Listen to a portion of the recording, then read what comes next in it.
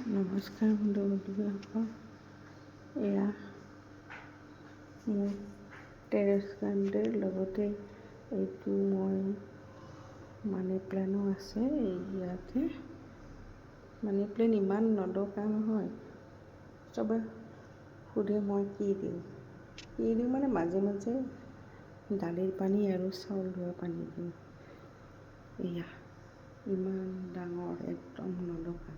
এয়া এটাহে দেখিছোঁ আৰু কাটি পেলাওঁ। ভিতৰতো আছে আৰু এইটো মই বেলকনিত আৰু এয়া মোৰ সৰিয়হৰ খেতি। সৰিয়হ আৰু ইয়াতে দিছোঁ, টেৰেছত দিছোঁ। মই ছিঙি আনিলোঁ আৰু সৰিয়হ আৰু লেচেৰা মই একেলগতে দিওঁ। সৰিয়হ সোনকালে খাব হয়, লেচেৰা বগাই উঠি যায়, সেইকাৰণে সৰিয়হটো এনেকুৱা পূৰা নদকা হৈ গৈছে। এইবাৰ একদম নদকা হৈ গৈছে আৰু অলপ ডাঙৰকৈ ৰাখিছোঁ। মই এমাহৰ ভিতৰতে খাওঁ, গুটি ছিটিয়াই এমাহৰ ভিতৰতে খাই লওঁ মই।